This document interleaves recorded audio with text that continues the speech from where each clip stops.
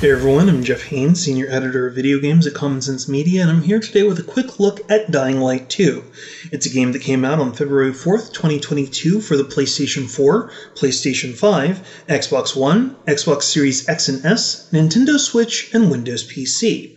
Now, fair warning to parents and everybody watching, this is a mature action-adventure game that has plenty of blood and gore as you face off against hordes of the undead. We've tried to cut down on some of those scenes within this video, but it's somewhat unavoidable. There's also quite a lot of profanity. We've also tried to cut down on some of that as well, but some of that is unavoidable within the scenes that we'll have. And if you have any concerns about that or any other content that might be within Dying Light or other forms of media, be sure to always check out our website at commonsensemedia.org, where we'll have a full breakdown on all of the issues that might be concerning you within this game or any other media type that you might be interested in.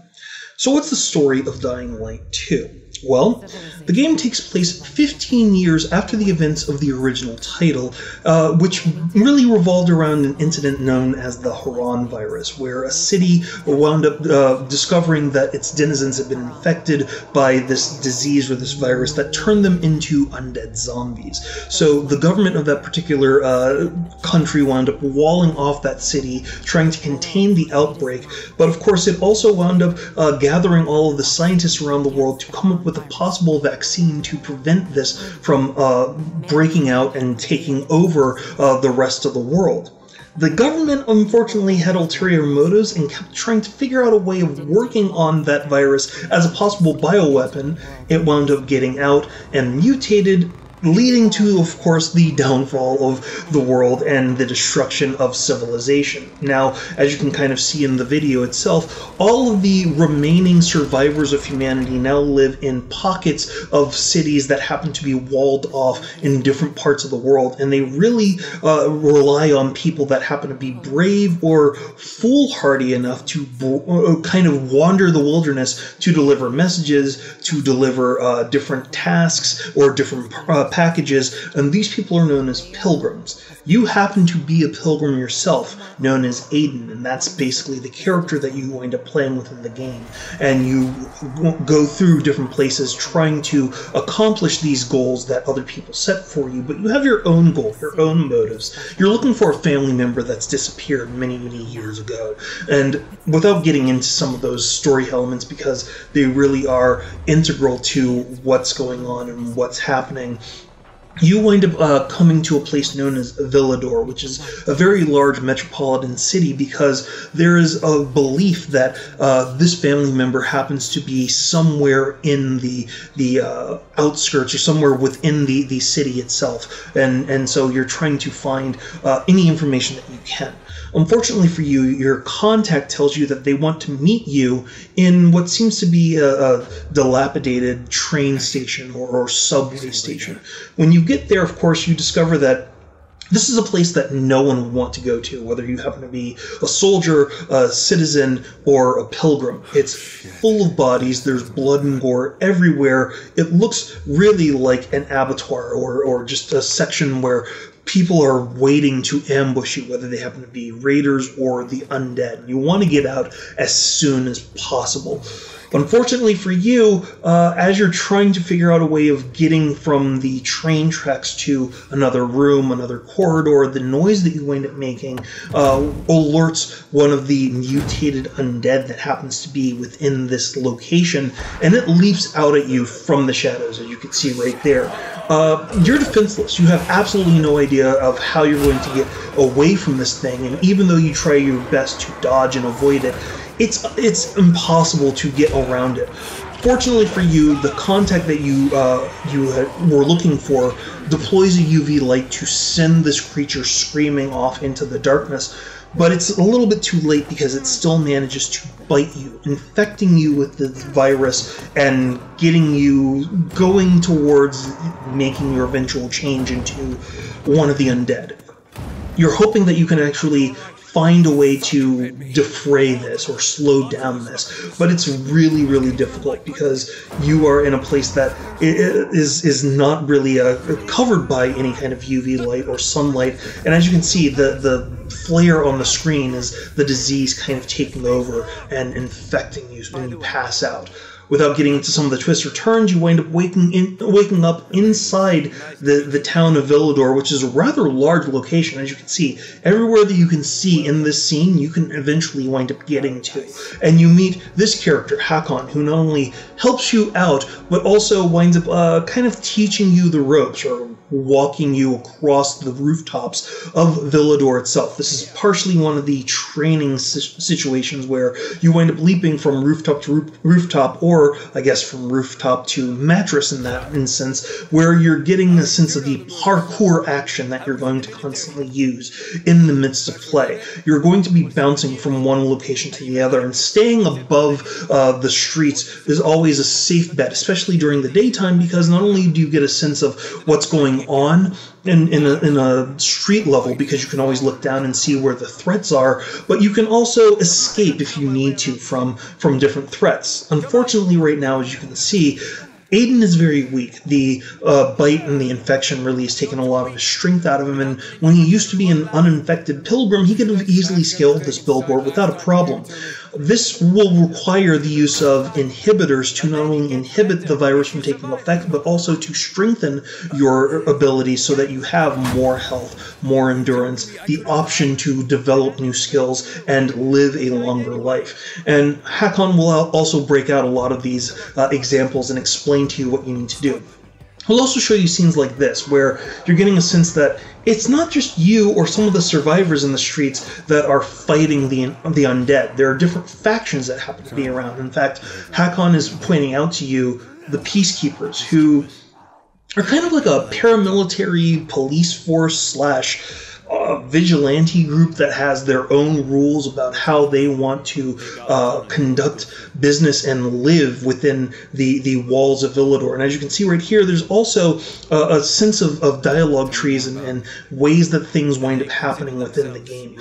As you move through Dying Light 2, you will be presented with different choices, and those choices will affect how everybody responds to you, whether or not people will react to what you've done, if they will be friendly to you, if certain things will be cut off. So you have to make very obvious choices and decisions about what you want to do and live with those choices, because it will completely change how different factions within the game respond accordingly as you move your way across the entire city.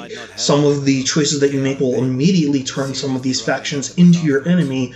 Other times you will get people to work with you. Now, in this case, you can kind of see that Hakon's kind of pushing his luck, especially at this one place called the Bazaar, which is really a hideout and an essential location for a lot of the survivors in the city, especially at night, as you can see right here.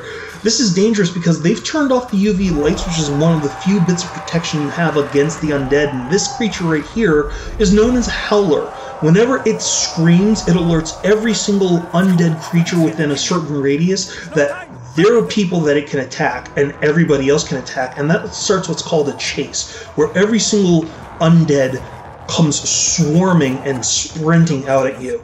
At night, every undead creature is a lot stronger because they don't have to worry about the rays of the sun, any UV lights or anything that aren't basically stationed or deployed by people, so they will openly attack you and hunt you down. As you can see right there, they even tried to take Hakon out when he stopped just to wait for you to catch up. This is what winds up becoming a very dangerous situation. But if you actually know how to use it and leverage it, you can get a lot of positive benefits out of this. In fact, taking this little situation here, we've managed to get a few more items and weapons, and we're intentionally starting the chase here for a reason. Why? Well, by triggering that Howler and having it scream for people, or scream for the undead, we can actually drag a lot of them behind us to try and hunt after us and run back to the safety of the UV lights by the Bazaar. Not only will that replenish our protection against the disease or the infection itself, but it will burn those undead that try to come within its lit up area, thereby making it easier for us to dispatch them with our weapons, and then we can search them for these infected trophies. The infected trophies are actually a very key thing that we'll use in a few minutes when we start getting to trading and crafting items, but that leads to a completely different thing that I also wanted to showcase, which is the shops and the buildings of Villedor themselves. Now, during the daytime in Dying Light 2, the zombies and the undead try to hide from UV light and the sun's rays in many cases by hiding in stores, and a lot of these places will be packed wall to wall or floor to floor with the undead staying in relative safety. But at nighttime, of course, they come swarming out looking for a meal. At these times, you can actually go into these locations and scout them for a lot of the resources that they might have. And as you can see here, the green items or the green icons have things that you can loot for different parts, different weapons, different gear. Sometimes you can pick locks to get items that you probably would not be able to find in a regular situation. What you can then do is you can take that to different craft masters or shops and use the items and the parts that you have to supplement blueprints that you wind up gaining by talking to people or accomplishing different missions. You can even upgrade some of these blueprints to be more effective. How? Well, you'll trade in a lot of those infected trophies by proving that you managed to eliminate some of the undead and clear out an area to then get improved schematics or improved weaponry, strengthening your medicine, making your weapons hardier and more durable in the midst of combat, or giving them different elemental bonuses like the ability to imbue poison or catch zombies on fire. On the other side, you can also take those items and you can sell them to vendors and gain stronger weapons that are more durable, or sell them for different protective clothing items like gloves and pieces of wearable gear that will protect you from some of the attacks. You can also go out and notice that this city of Villedor is a living, breathing thing that constantly moves. As you can see on the right, there's a military convoy. We're going to get back to that in a second. But over here, you see this one person who's being attacked by a zombie, and it seems like he's on his last legs. This survivor needs help, and every so often you'll wind up running into some of these situations where someone is being attacked in a random encounter. If you wind up going up to them and you save them, not only will you get the experience bonus, frequently it will be a parkour bonus or a combat bonus, but you'll wind up getting items from them as they thank you for helping them out. As I mentioned, there was that military convoy on the other side of the wall, so when we dropped back in, we decided to go up against some of the creatures here. Now, military convoys have a lot of weapons that you really can't find elsewhere, but you can also find some of these specialized zombies, these mutated boss kind of creatures or mini-bosses that you really can find only in a few other places, and these are a lot more powerful than the howlers or the regular undead zombies that you see. In fact, this one has what looks like a concrete ball attached to one of its arms that it uses in power attacks. But you can also see this one survivor kind of run up trying to see if he can help us out in clearing out some of the zombies. Then he notices that it's one of the really big mutated zombies, and he immediately turns around and runs right out.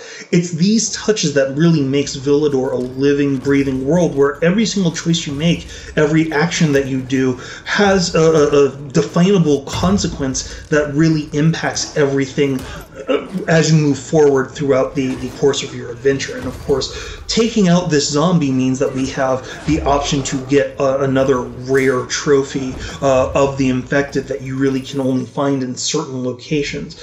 As you can see right here, Villedor is a very, very large place with a number of different districts. Even that wide top view really doesn't showcase all of the different places that you'll be able to go, the different locations that you'll be able to explore or investigate, all of which have different gear. So if you see it, you probably can get to it. One of the things that's also very important, though, is that here and there, especially during nighttime, if you don't have the gear or the ability to get back to a place where things are safe, you probably need to find a hideout. You need to find a safe zone, something that you can not only fast travel to make your exploration of the city a lot easier, but someplace where you can rest up and advance time, but also escape the attacks from different creatures. This happens to be what they call one of the Night Runners hideouts. It's a place that a group of survivors used at one point as kind of a temporary base. As you can see, some of the items that they have here were clearly used by somebody at some point in time, but they really haven't been back here for quite some while. So what we're going to do is we're going to move this cabinet out of the way and really investigate what's going on to try to reestablish it as something that we can use whenever we're moving through. And to best do that, we're going to repair this emergency generator. Once we've actually got it up and running, as you can see on screen, it becomes a safe zone. It has UV lights scattered around, which means that any zombies there are going to immediately be burned, as you saw a little bit earlier. Now, we're coming up on the tail end of this video, but I wanted to showcase this one sequence in particular, mainly because Dying Light 2 has got a ton of content in the game.